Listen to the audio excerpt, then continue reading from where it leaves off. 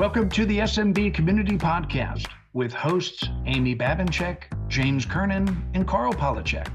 Produced by Kernan Consulting and for the international MSP community. We are dedicated to making every IT professional a successful IT professional.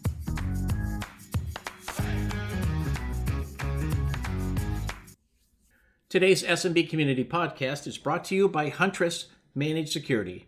Cybersecurity is more than software. It's about the expertise needed to effectively fight today's evolving threat landscape. Huntress Managed Security is custom built to provide human expertise and save your clients from cyber threats. Huntress's suite of fully managed cybersecurity solutions is powered by a 24/7 human-led SOC dedicated to around-the-clock monitoring, expert investigation, and rapid response. While you focus on growing your business, we provide first response to hackers. Huntress has the #1 rated EDR for SMBs on G2 and a partner support satisfaction score average of 99%. To start a trial today, visit huntress.com/Carl. Hello, everybody, and welcome to the next edition of the SMB Community Podcast. This is the post-eclipse edition. This is Amy Babinchak and with James Kernan. Did you get a chance to see the eclipse, James?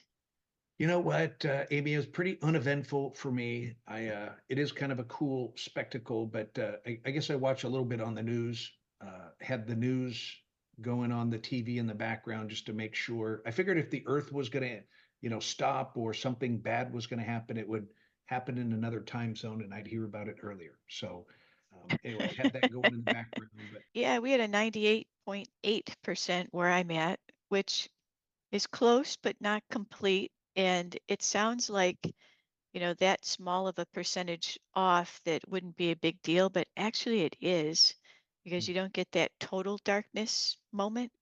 yeah, And we got a, sort of a evening sunset kind of moment. So it was really cool, and we were out there watching it and feeling it. Always tell people, even if it's cloudy, don't worry about it because it's more of a feeling than something to actually look at. It's kind of eerie, like everything gets quiet. Birds go quiet for a minute because they're like, hey, it's dark. It's kind of cool. So I'm glad to have experienced that. yeah. Well, and I did watch a little bit on TV, so that was pretty cool in the direct path. So it was interesting to see the media. I remember one station actually said, "Hey," they told the reporters to stop talking because they wanted to hear all the excitement in the crowd when it finally hit complete darkness. So yeah, there was people were cheering and screaming and but then it was like that for just 2 minutes and then it was over. So Right. like the Kentucky Derby, I guess. Yeah, well, there's a bit of a run up. It is lot like the Derby, actually. Yeah, there's like a 2 hour run up as it's getting to there, and then it's 2 to 4 minutes, depending where you're at, of the actual eclipse part, and then it, the moon moves out of the way again. Right. So, what you got going on, James? You have some trips coming up? Actually, this month is good for me. I'm no traveling for me, but next month I'll be at SMBTechfest, their Q2 event in Irvine, California, with Dave Seibert and team. Be there for that event, and then I'm speaking at another Mastermind live event down in Florida in June. So got a couple travels coming up, and then some programs I'll be working on this month. How about you? Any travels? Nice. Nothing for this month. Some stuff coming up later in the year. Getting a bunch of speaker request things, and everybody's busily organizing their events right now, but nothing on the books yet. So, which is actually good because spring has arrived and it's time for me to get out into the yard and get my garden going. So, look forward to that. Yeah. So we've got some interesting things in the news today. We want to let's jump right into our MSP question of the week because it's a pretty cool one. Yeah. Why don't you tell us what it is? Yeah, I think this came from our last podcast that we shared. We talked about, AI and that Copilot, the Microsoft Copilot had announced pricing, and we kind of talked about that from the reseller's perspective of the cost and so forth. The Mhm. question that came in, I think, as a result was, can you resell Copilot as a service to your customers, like AI as a service? And do you think there's an opportunity there for MSPs? So I thought that was great question, interesting. But what are your thoughts on that? My thought is anytime you're going to try to make money by simply reselling a product, you're probably not going to make much money. Yeah. The money to be made is in, wrapping a service around that, and there's a lot of things that you could be doing to prepare them for AI. And one of the things is to try to make them make smart decisions on which AI to use, Hmm. because they're not Hmm. all created equal. Yep. Good point. They're not all, they don't have all good ethical practices. They don't all have good data privacy practices. So helping them make good decisions on that is important. And but then building your services around it, right? Getting their data ready, getting their permissions ready, teaching them how to prompt, or maybe selling them some courses that can help them teach them how to do those prompts. Yeah. So there's lots of opportunity here, but the opportunity is less so in resale. That I don't recall off the top of my head what the percentage is that you're going to make by simply reselling Copilot, but it's extremely low. Yeah. Yeah. No, nobody's going to get rich on reselling licenses for Microsoft. I think everybody knows that. But you bring up a great point. I love, the more I think about this question, it's intriguing to me because my mind wasn't going there in the beginning. But now it is. There's a huge consulting and training opportunity around AI. And even just inside the Microsoft stack, like always, we need to kind of master it ourselves, meaning like use it internally, figure it out, what's the right, tools to use, and then how to apply those, and then almost create, a monthly service where you're conducting trainings, you're managing their data. I'm trying to think of so it's an easier training and consulting opportunity, but Hmm. I'm trying to think of how to run it, in a recurring standpoint. So it is like a subscription where you bill every month, not just for the consumption or the Copilot, but or the tools, but more or less for the consulting side. What else can you do there on a monthly basis of value? But I wouldn't discard the training, though. I think the training is a long time opportunity. I Yeah, don't think true, this is a one and done, true. because we're talking about developing a whole new skill set in their employees, and the Yeah. skill set of how to use these AI tools to increase their productivity, Hmm. to be their co-pilot person, to be their co-worker, really. That's a skill that people have to learn, and so they're not going to learn it all in one day or sitting in one class. Yeah. um, you know, Bringing them those continuous learnings on how to do the prompts and how to use those tools. That's where you can make a regular recurring income off of that. Yeah. And that's where the big time consulting dollars are. It reminds me of, the old term, BPO, business process optimization. My firm years ago, before I sold it, our tech firm out of San Diego, we were a, document management company. So we a big Xerox partner, but we had some, EMC, some of the other document management programs, and it wasn't reselling that software that was big dollars. It was all the consulting around it, and you Hmm. have to really understand your customers' processes, and then how, and then using that software around those processes, and you're basically redefining their business processes with the intentions of optimizing and making them better. Yeah, So and that's exactly what AI is going to be. It is yeah, redefining business processes, yeah, and um, this is going to be changing and growing for the next several years, before the opportunity is now, a few years from now, and it may take an employee turnover situation. New employees are going to come in with more AI skills than the existing employees. So getting those existing employees up on that's a long-term opportunity. So I would try to package it that way.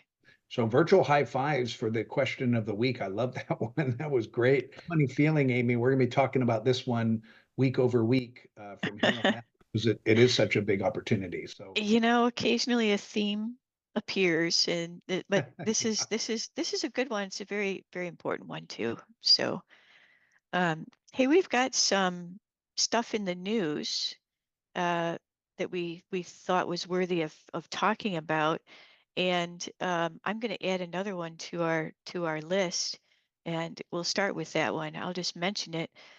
Microsoft was commanded by the EU to unbundle Teams from the Office suite. The EU felt that having Teams bundled in was unfair competition to other meeting and chatting services. And so Microsoft agreed to unbundle it. And that happened a few months ago. And then April 1st, and it wasn't a joke, Microsoft has unbundled Teams from the Office suite worldwide now. So next time you go to make a purchase of Microsoft 365, you're going to see, Business Premium hmm, and Business Premium without Teams as your options, and you'll see that through the whole thing. So in the US, we can buy it bundled or not bundled. Bit of a riff in the universe, I think. Yep. So something to keep an eye out for and make those decisions. I think it's going to save if you do the unbundled. If you buy Office without Teams, this is the Microsoft 365 suite I'm talking about.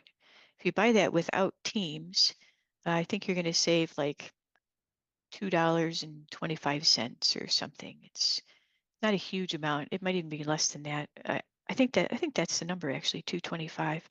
Not a huge savings. I guess it's, whether you'll make that decision client by client based on whether there may have be previously invested in Teams, or if it might be inconvenient for them not to have access to it when they do need it, even if right.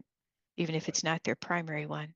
Another Microsoft thing, there's about 10 features that are being removed from Windows operating system.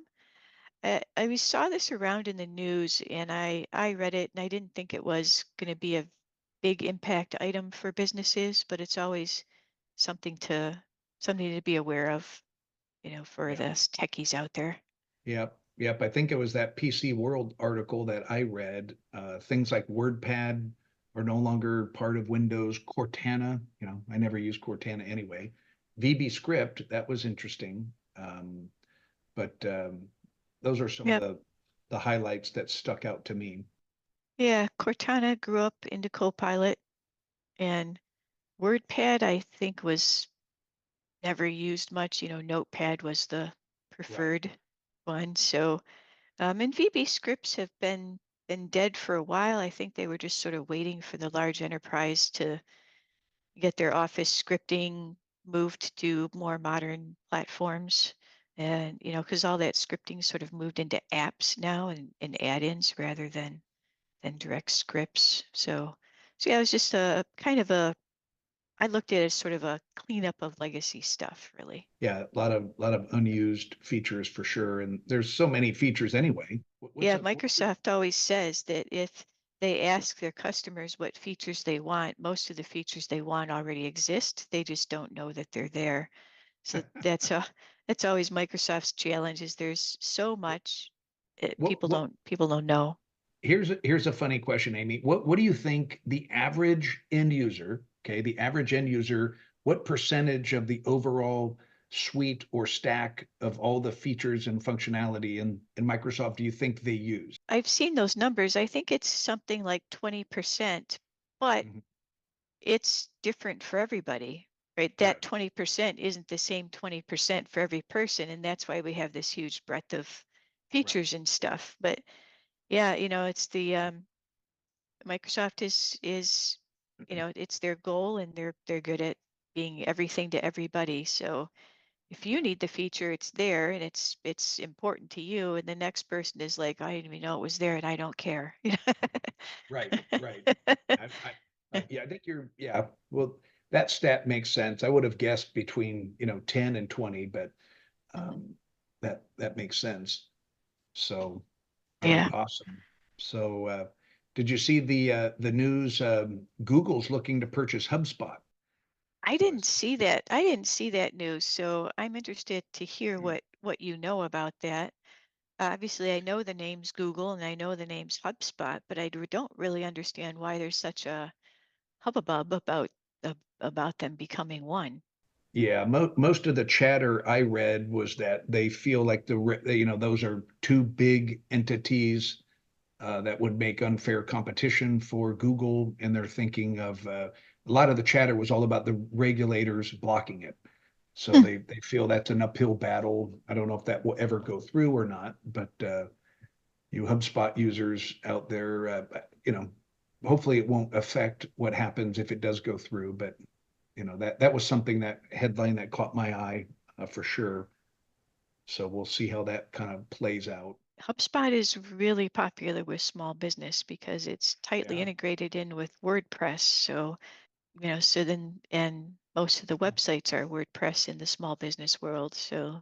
Yeah, more So more yeah. and more more and more of my customers are all using HubSpot, as Hmm. their go-to, marketing platform, CRM. Um, so HubSpot does a really great job at making it simple. So that's, I think, what's appealing. yeah, So we got another news item, and this one kind of tickled me, and then I thought about it, and I was like, maybe they're right. The question is, do we need another military component? Right? We had a new one a few years ago, right? The Space Force. Haven't heard much from Space Force recently, but I'm sure they're still out there. yeah, Um, Now there's a call for a cyber force, and this one's a little bit different. We'll share the article with you. The call for cyber force is the idea that um, there is such a lack of sharing of information between the military branches, and that this is actually a problem for cybersecurity. And, as I was thinking about it, I thought, well, it seems like there's probably a lot of duplication and waste in there as well. So if we did consolidate them into a single entity, maybe that would be a smart thing to do, and we may be better protected for it. So I'll share that article with you guys. We've got the links to these things in the show notes so that you can read them for yourself. I'd be interested in what people think about the idea of consolidating cybersecurity into its own branch of military. When I mentioned that to somebody, they said, "Well, but wait a minute, don't all the branches fly planes?" I'm like, "Yeah, they do. But I mean, maybe that's a good point too. Why don't we have just the Air Force fly planes, right?" right, right. I'm So sure they could manage to learn how to do missions for the different branches of the military, but anyway, I've had not been in the military, so I'm definitely not an expert in this area, but I do think we need to be efficient, and the communication between the various branches of the military is famously inefficient and secretive, and I can definitely see where that would hurt the cybersecurity. yeah, I think we would want more collaboration, right? Oh, Around. cyber moves so fast. Yeah, It's going to be moving at a different rate of speed than pretty much anything else the military does. yeah. So it does seem like a bit of a different animal to me. Well, yeah, a lot of things going on in the world, and again, most exciting, we're all still here after the eclipse. We made it. We made We it made yet again past the apocalypse predictions. it. So it's getting to be like every time I see the prediction of an apocalypse, I'm like, well, good. At least I know I'm going to be living to the day after that because I always do. Yeah, yeah, we always do. We always We do. always do. All But right, James, great talking to you today. Thanks to our listeners for tuning in, and we will see you again next week. all All right. Thanks, everybody. Take care.